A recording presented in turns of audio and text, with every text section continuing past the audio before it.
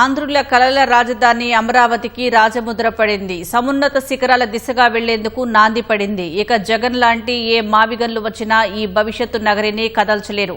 చట్టబద్దతతో పెట్టుబడిదారులకు భరోసా కలగనుంది. ఇక అమరావతి అజేయంగా అజరామరంగా వెలుగొందనుంది.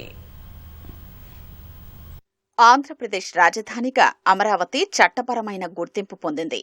2024 జూన్ 2 నుంచి అమరావతికి రాష్ట్ర రాజధాని హోదా దక్కింది. ఇందుకు సంబంధించి ఆంధ్రప్రదేశ్ పునర్విభజన చట్టం 2014ను సవరిస్తూ కేంద్ర హోంశాఖ ప్రవేశపెట్టిన బిల్లును పార్లమెంటు ఉభయ సభలు ఈ నెల 1, 2 తేదీల్లో ఆమోదించాయి.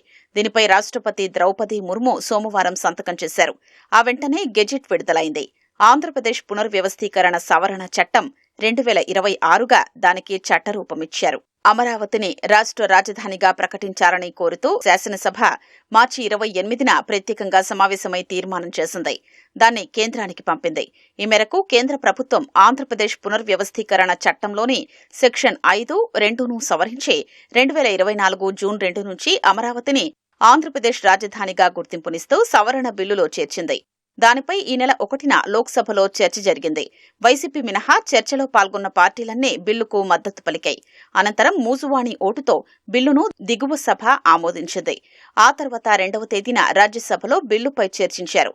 ఇక్కడ కూడా వైసీపీ మినహా చర్చలో పాల్గొన్న మిగిలిన పార్టీలన్నీ అమరావతికి జైకొట్టాయి. ఎగువ సభ మూజువాణి ఓటుతో ఆమోదముద్ర వేసింది. పార్లమెంటు ఆమోదించిన ఆ బిల్లును కేంద్ర న్యాయశాఖ సోమవారం రాష్ట్రపతి ఆమోదముద్ర కోసం పంపించింది. రాజ్యాంగంలోని ఆర్టికల్ 111 కింద దఖలు పడిన అధికారాల్ని అనుసరించి ఆమె వెంటనే దానిపై సంతకం చేశారు. అనంతరం అమరావతి బిల్లు చట్టరూపం సంతరించుకున్నట్లు ప్రకటిస్తూ న్యాయశాఖ గెజిట్ నోటిఫికేషన్ విడుదల చేసింది. అమరావతి కిందకి సిఆర్డీఏ చట్టం కింద నోటిఫై చేసిన ప్రాంతాలన్నీ వస్తాయని చట్టంలో స్పష్టం చేశారు. ఈ అంశంపై భవిష్యత్తులో ఎలాంటి వివాదమూ తలెత్తకుండా తాజా చట్ట సవరణలో వివరణ ఇచ్చారు. ఆంధ్రప్రదేశ్ రాజధాని ప్రాంత అభివృద్ధి ప్రాధికార సంస్థ చట్టం 2014 కింద నోటిఫై చేసిన రాజధాని ప్రాంతాలన్నీ కలిపి అమరావతి కిందికొస్తాయని ఇందులో పేర్కొన్నారు.